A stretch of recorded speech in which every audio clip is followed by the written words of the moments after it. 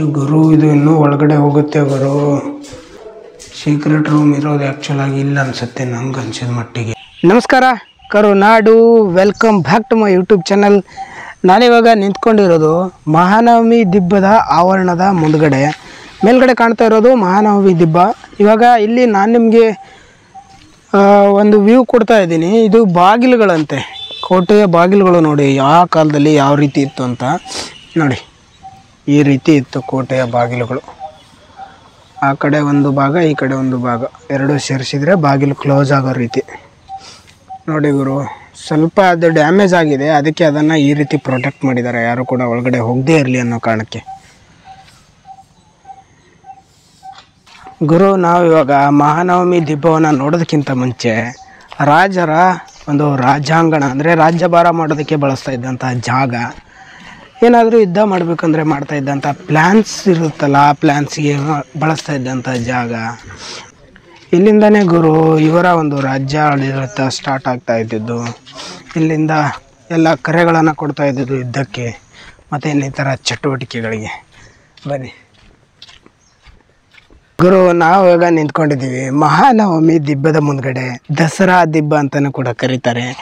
ಈ ಜಾಗದಲ್ಲಿ ಮಹಾನವಮಿ ಸಮಯದಲ್ಲಿ ಜಾತ್ರೆ, ದಸರಾ ನಡೀತಾ ಇರಬೇಕಾದ್ರೆ ಈ ಒಂದು ಜಾಗದಲ್ಲಿ ನಡೀತಾ ಇರುವಂಥ ದಸರಾನ ನೋಡೋದಕ್ಕೆ ರಾಜ ಮಹಾರಾಜರು ಕೂತ್ಕೊಳ್ತಾ ಇದ್ದಿದ್ದು ಆ ಒಂದು ಟಾಪಲ್ಲಿ. ಬನ್ನಿ ಮೇಲ್ಗಡೆ ಹೋಗ್ತಾ ನೋಡೋಣ. ಇದನ್ನು ಮುಖ್ಯ ವೇದಿಕೆ ಅಂತಲೂ ಕರೀತಾರೆ, ಮಹಾನವಮಿ ದಿಬ್ಬ ಅಂತಲೂ ಕರೀತಾರೆ, ದಸರಾ ದಿಬ್ಬ ಅಂತಲೂ ಕರೀತಾರೆ. ಈ ಒಂದು ವೇದಿಕೆಯ ಮೇಲೆ ಕೂತ್ಕೊಂಡು ಈ ಕಡೆ ಇದ್ದಂತಹ ಎಲ್ಲ ಒಂದು ದಸರಾದ ಚಟುವಟಿಕೆಗಳನ್ನು ನೋಡ್ತಾ ಇದ್ರಂತೆ ಗುರು. ಎಷ್ಟು ಹೈಟಲ್ಲಿ ಮಾಡಿದ್ದಾರೆ ನೋಡಿ ಈ ಒಂದು ಮಹಾನವಮಿ ದಿಬ್ಬನ. ನೋಡಿ ಗುರು, ಈ ರೀತಿ ದಸರಾ ನಡೀತಾ ಇದ್ದಂತಹ ಜಾಗ, ಆ ಜಾಗದಲ್ಲಿ ರಾಜರು ತಾವು ಕುತ್ಕೊಳ್ಳೋದಕ್ಕೆ ಕಟ್ಟಿಸಿದಂತಹ ಒಂದು ವೇದಿಕೆ ಇದು, ಸ್ಟೇಜು. ಇಲ್ಲೇನೋ ಇದೆ ಗುರು. ಓಹೋ, ಇದು ಎಂಟ್ರೆನ್ಸು. ಈ ಕಡೆಯಿಂದೇನೋ ಹಿಂದ್ಗಡೆಯಿಂದನೂ ಎಂಟ್ರೆನ್ಸ್ ಇದೆ. ನಿಮಗೆಲ್ಲ ಗೊತ್ತಿರೋ ಹಾಗೆ ಮೈಸೂರಿನಲ್ಲಿ ನಡೆಯುವಂಥ ಈ ಟೈಮ್ನ ಒಂದು ದಸರಾ ತುಂಬಾ ಫೇಮಸ್ಸು. ಜಗತ್ತಿನ ಯಾವುದ್ಯಾವುದೋ ಮೂಲೆಯಿಂದ ಜನ ಬರ್ತಾರೆ, ದೇಶದ ಪ್ರತಿಯೊಂದು ಮೂಲೆಯಿಂದ ಜನ ಬರ್ತಾರೆ. ಆ ಒಂದು ಫೇಮಸ್ ಆಗಿರುವಂಥ ದಸರಾ ಹುಟ್ಕೊಂಡಿದ್ದು ಇಲ್ಲಿಂದಾನೆ. ಈ ಒಂದು ಜಾಗದಲ್ಲಿನೇ ದಸರಾ ನಡೀತಾ ಇದ್ದದ್ದು. ಈ ಒಂದು ಜಾಗವೇ ರಾಜರ ರಾಜಾಂಗಣ, ಅಂದರೆ ಅವರು ಇರ್ತಾ ಇದ್ದಂಥ ಸ್ಥಳ, ಮತ್ತು ಅವರ ಸೈನಿಕರು, ಅವರ ಸಂಬಂಧಿಗಳು ವಾಸ ಮಾಡ್ತಾ ಇದ್ದಂಥ ಜಾಗ. ನಾವು ಇಲ್ಲಿ ನಿಂತ್ಕೊಂಡ್ರೆ ಇಡೀ ಹಂಪಿಯ ಅರ್ಧ ರಾಜ್ಯ ಮನೆತನದ ಜಾಗಗಳು ಕಾಣಸಿಗುತ್ತವೆ. ಹಂಪಿಯ ಒಂದು ರಾಜ್ಯಾಡಳಿತದ ಪ್ರದೇಶ ಇದು. ಬನ್ನಿ ಒಂದೊಂದೇ ಪ್ಲೇಸ್ನ ಎಕ್ಸ್ಪ್ಲೋರ್ ಮಾಡ್ತಾ ಹೋಗ್ತೀನಿ, ನೋಡ್ಕೊಂಬಿಡಿ. ಏರಿಯಲ್ ವ್ಯೂ ಇದು ಗುರು. ಇಲ್ಲಿವರೆಗೂ ಕೂಡ ಹಲವಾರು ಪುಷ್ಕರಣಿಗಳನ್ನು ನೋಡಿದ್ದೀವಿ, ಆದರೆ ಎಲ್ಲ ಪುಷ್ಕರಣಿಗಳಲ್ಲಿ ಇದು ಒಂದು ವಿಶೇಷವಾಗಿರುವಂಥ ಪುಷ್ಕರಣಿ. ಏನಕ್ಕೆ ಅಂದರೆ ಇದು ಟಿ ಶೇಪಲ್ಲಿದೆ ಗುರು. ಟಿ ಶೇಪಲ್ಲಿರುವಂತಹ ಪುಷ್ಕರಣಿ, ಅದಕ್ಕೆ ಸ್ಪೆಷಲ್ ಇದು.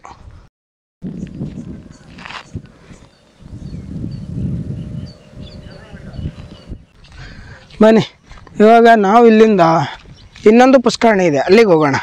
ಆ ಒಂದು ಪುಷ್ಕರಣಿಯ ಹೆಸರು ಏನು, ಆ ಪುಷ್ಕರಣಿಯ ವಿಶೇಷತೆ ಏನು ಅಂತ ಅಂದರೆ ಕಪ್ಪು ಕಲ್ಲಿನ ಪುಷ್ಕರಣಿ ಗುರು. ಅದು ಅಂದರೆ ಬ್ಲಾಕ್ ಸ್ಟೋನಲ್ಲಿ ಕಟ್ಟಿರುವಂತಹ ಒಂದು ಪುಷ್ಕರಣಿ, ವಿಶೇಷವಾಗಿರುವಂಥ ಪುಷ್ಕರಣಿ. ದೇವರ ಸ್ನಾನಕ್ಕೂ ಅಥವಾ ರಾಜರ ಸ್ನಾನಕ್ಕೂ ಬಳಸ್ತಾ ಇದ್ರು ಅಂತ ಅನಿಸುತ್ತೆ. ಇವಾಗ ನೀವು ಹಿಂದ್ಗಡೆ ನೋಡ್ತಾ ಇದ್ದೀರಾ, ಈ ರೀತಿ ಕೆನಲ್ ಟೈಪ್ ಕಾಣ್ತಾ ಇದೆಯಲ್ಲ, ಇದೆಲ್ಲವೂ ಕೂಡ ಕೆನಲು. ಎಲ್ಲ ಪುಷ್ಕರಣಿಗಳಿಗೆ ನೀರನ್ನು ಸರಬರಾಜು ಮಾಡೋದಕ್ಕೆ ಬಳಸ್ತಾಯಿದ್ರು. ಇದು ನೋಡಿ, ಈ ಥರ ಬ್ರಿಡ್ಜ್ ಕಾಣ್ತಾ ಇದೆಯಲ್ಲ, ಈ ಬ್ರಿಡ್ಜ್ ಮೇಲ್ಗಡೆ ಕೆನಲ್ ಇದೆ. ಕೆನಲ್ ಒಳಗಡೆಯಿಂದ ನೀರು ಹಾಯ್ದುಬಿಟ್ಟು ಬರ್ತಾಯಿತ್ತು.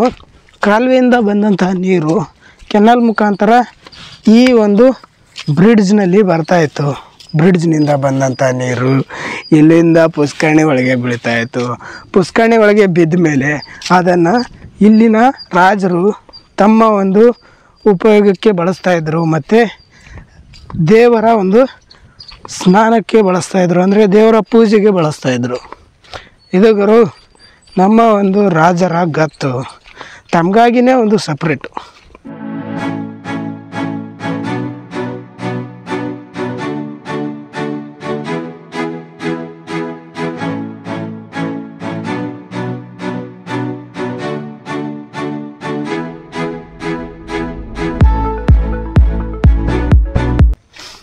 ಬನ್ನಿ, ಇನ್ನೊಂದು ಪ್ಲೇಸ್ ಇದೆ.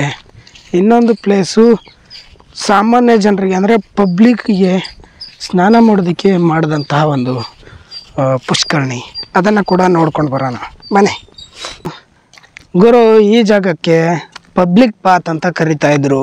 ಮತ್ತು ಈ ಜಾಗವನ್ನು ಸಾರ್ವಜನಿಕರಿಗೆ ಸ್ನಾನ ಮಾಡೋದಕ್ಕೆ ಅವಕಾಶ ಮಾಡಿಕೊಟ್ಟಿದ್ರು. ನೋಡಿ ಯಾವ ರೀತಿ ಇದೆ ಪಬ್ಲಿಕ್ ಪಾತ್. 67 ಮೀಟ್ರ್ ಉದ್ದ ಇದೆ ಅಂತೆ ಗುರು, 22 ಮೀಟ್ರ್ ಅಗಲ ಇದೆ ಅಂತೆ ಈ ಒಂದು ಪಬ್ಲಿಕ್ ಪಾತು. ತುಂಬಾ ವಿಶೇಷವಾಗಿರುವಂತಹ ಸಾರ್ವಜನಿಕರಿಗೆ ಸ್ನಾನ ಮಾಡೋದಕ್ಕೆ ಮಾಡಿರುವಂತಹ ಜಾಗ. ನೋಡಿ ಗುರು, ಇಷ್ಟು ದೊಡ್ಡ ಸ್ವಿಮ್ಮಿಂಗ್ ಪೂಲು. ಈ ಟೈಮಲ್ಲಂತೂ ಇಷ್ಟು ದೊಡ್ಡ ಸ್ವಿಮ್ಮಿಂಗ್ ಪೂಲು ಸಿಗೋದೇ ಇಲ್ಲ ನೋಡೋದಕ್ಕೆ. ನೋಡಿ, ಆ ಕಾಲದಲ್ಲೇ ಈ ರೀತಿ ಪ್ಲ್ಯಾನ್ ಮಾಡಿದ್ರು ಅಂತೆ. ಎಷ್ಟು ಸುಸಜ್ಜಿತವಾಗಿರುವಂತಹ ಈಜುಕೊಳ.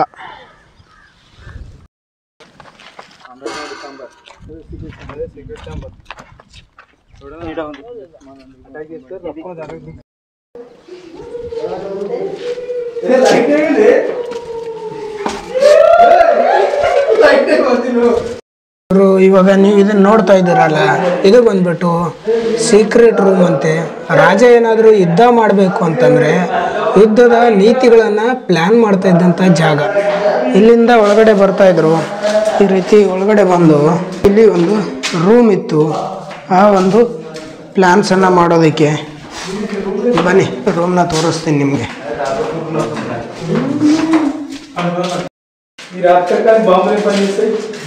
ಇಲ್ಲಿಂದ ಈ ರೀತಿ ಬರ್ತಾಯಿದ್ರು.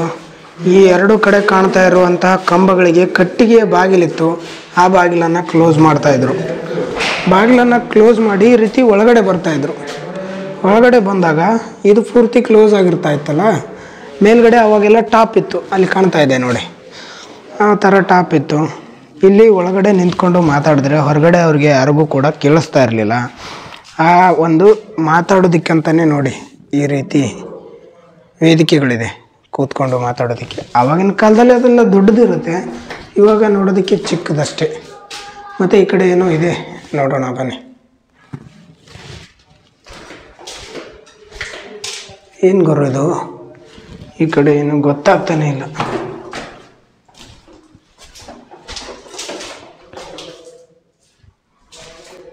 ಗುರು, ಇದು ಇನ್ನೂ ಒಳಗಡೆ ಹೋಗುತ್ತೆ ಗುರು.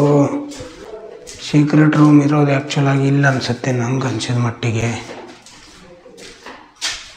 ನೋಡಿ ಅಷ್ಟೇ, ಅದನ್ನು ರೌಂಡ್ ಹಾಕೊಂಬರೋದಷ್ಟೇ. ಇದು ನಾನೇನೋ ಬೇರೆ ಇದೆ ಅಂದ್ಕೊಂಡೆ. ಇದಾಗಿತ್ತು ರಾಜನ ಸೀಕ್ರೆಟ್ ರೂಮ್. ಸೈನ್ಯದ ನೀತಿಗಳನ್ನೆಲ್ಲ ಪ್ಲ್ಯಾನ್ ಮಾಡ್ತಾ ಇದ್ದಂಥ ಜಾಗ ಇದು. ಇವರು ನಾನಿವಾಗ ನಿಂತ್ಕೊಂಡಿರೋದು ರಾಜ ಸಭಾಂಗಣದ ಮುಂದ್ಗಡೆ.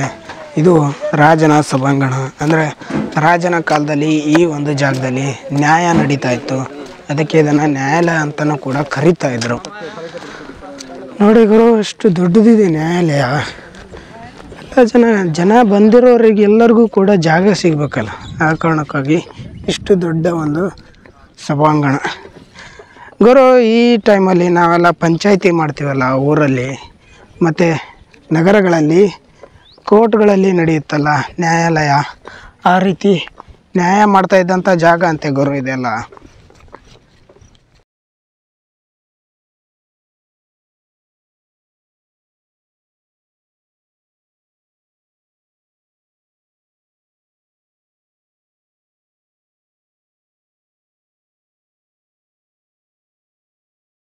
ಮುಂದಿನಲ್ಲಾಗಲೇ ನಾವು ಈ ಕಡೆ ಮುಂದ್ಗಡೆ ಕಾಣ್ತಾ ಇದ್ದಿಲ್ಲ, ಈ ಮುಂದ್ಗಡೆ ಕಾಣ್ತಾ ಇರೋ ಪ್ರದೇಶ ಎಲ್ಲ ರಾಜರ ಆವರಣ, ಅಂದರೆ ರಾಜರ ಅರಮನೆ ಇದ್ದಂತಹ ಜಾಗ.